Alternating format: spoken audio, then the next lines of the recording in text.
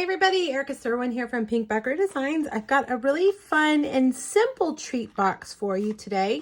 Inside holds one of my family's favorite candies, a Reese's peanut butter cup, full size, but these are Franken cups. So they have green chocolate down here on the bottom. Really fun. I've seen them all over the place, but I actually bought them at our local Sam's Club in a club pack so I could have a bunch of them. Now the box is pretty simple. I'll show you how to make the box.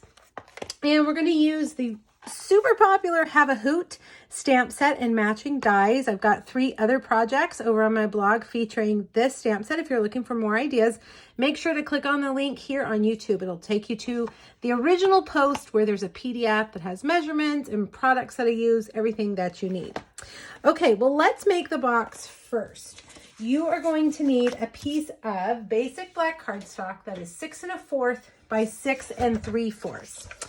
On the long side, let's move those out of the way, the 6 3/4 side, we're going to score it at 1/2 inch, 1 1/8, and 6 1/8. And the 1/8 is that very first tick mark, in case you're wondering. On the short side, which is the 6 1/4 side, you're going to score it at 2 1/4, 2 7/8, 5 1/8, and 5 3/4. Okay.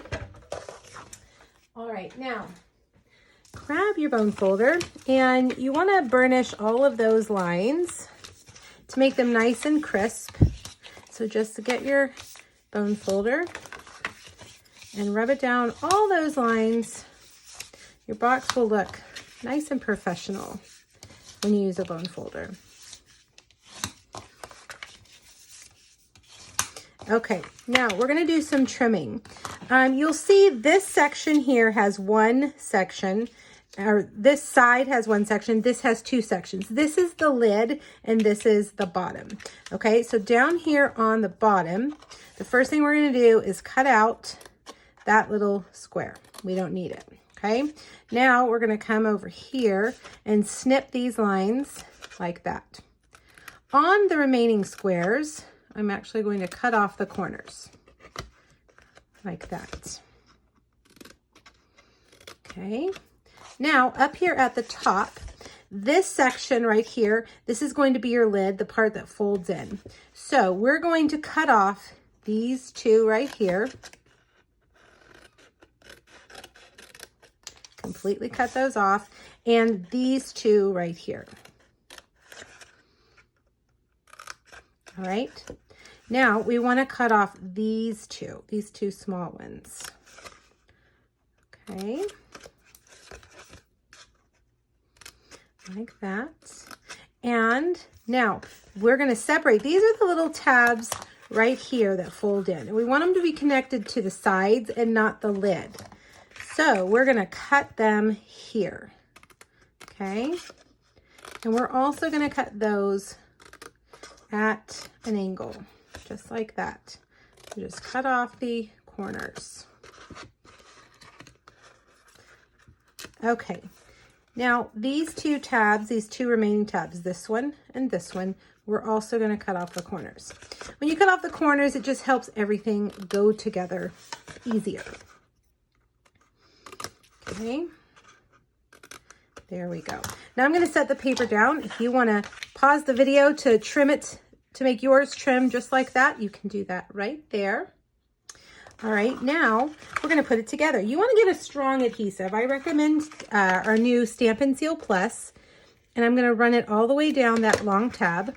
And if you fold that over, this one will match up exactly like that. And then you can see our box. Now down here, we're going to fold those in, fold that one, and put some adhesive right here. You don't need to, I don't think you need to worry too much about putting adhesive on the other one because this isn't real heavy. It's not, I'm not too worried about it falling out. This adhesive is pretty strong. All right, so put that in there, close it up, and we've got a perfect fit. Okay, so there's your box. Now, the paper that I'm using is the Plaid Tidings Designer Series paper. And like I mentioned, there is a PDF over on my blog that has the measurements.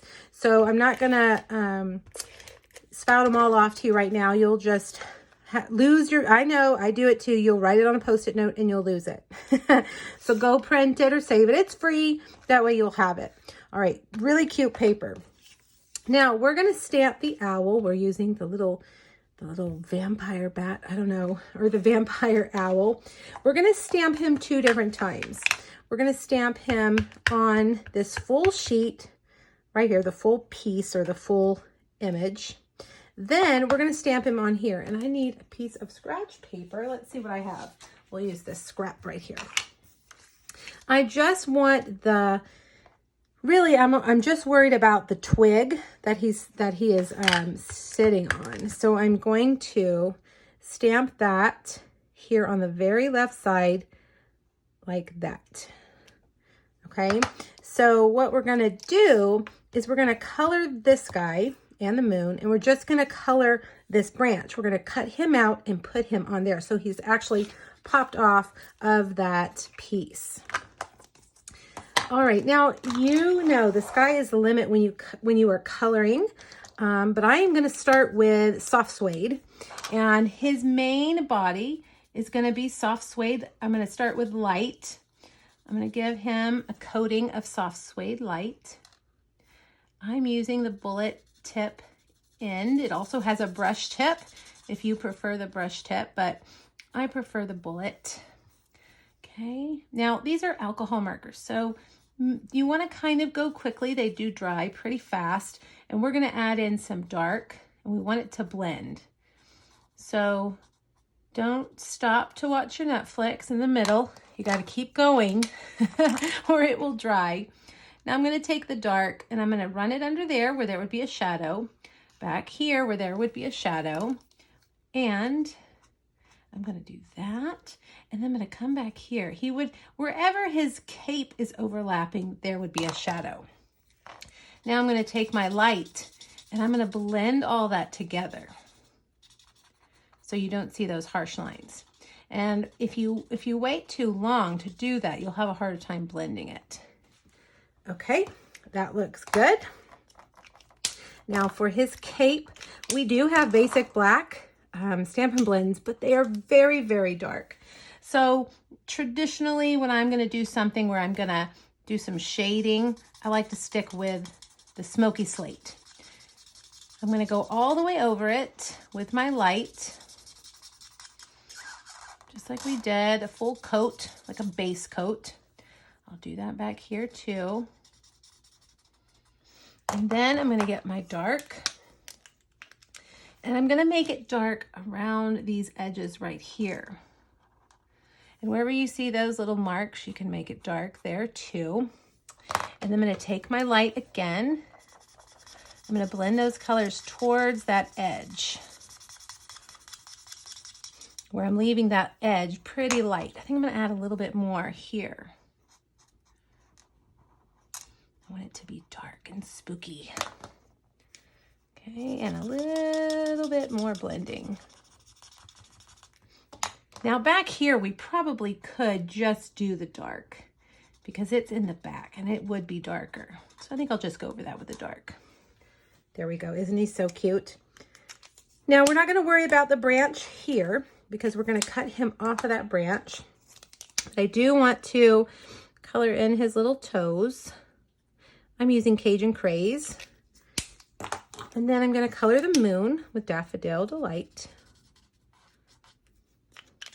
Now let's bring over this piece and let's do light soft suede. And this is so small, this little branch, that I'm not even going to attempt to do any kind of shading on that. I'm just going to very lightly color in that branch. Okay, now I'm going to also get my pick a banner punch. I'm going to punch this side right here. I'm going to turn it over. I don't want it too far in. I'm worried I didn't make my paper long enough. Well, let's do that just a little bit more. I didn't go far enough. There we go. Now I'll stamp the sentiment, have a hoot on Halloween. That's a cute saying. There we go. Okay. I'm going to bring over my cut and emboss machine. And I know that lots of us love when the dies match the stamps. This one does. And it's going to cut out the moon and the owl. It's not going to cut out that tree branch. I have my magnetic plate on there. It's going to hold it right where I need it. You can see on the magnetic plate the cuts that are already in there. It's a self-healing mat, which means that it will be fine. You don't need to worry too much about that. All right, there he is. Let's see if I can get him picked up. Get that little moon off of there, and we are ready to finish off our box. All right, I'm going to adhere this banner flat like that. Then I'm going to get dimensionals. Probably just need one. Put that right there so he is popped up. And that little moon. Let's see, do I have my liquid glue? I think I'll just do a little dot of liquid glue right there. I don't have my take your pick tool. That would probably be good right now. There we go. Last but not least, it needs a bow, don't you think? Let's use our black glitter ribbon. Ooh, if this ribbon doesn't scream Halloween, I don't know what does. Black glitter, yes. So fun. Okay, like that. And I think we can use a glue dot for this. Maybe we'll get 2 glue dots and we'll put it right there. And there you have it, a fun, easy treat box for a very inexpensive treat. I know my kids get so excited when they get a full-size candy, but these would be good for work or for just your close neighbors to give them a special treat this Halloween. All right, hop over to my blog, grab that sheet, and I hope you'll make your own. Thanks, everybody. Have a great Halloween. Bye-bye.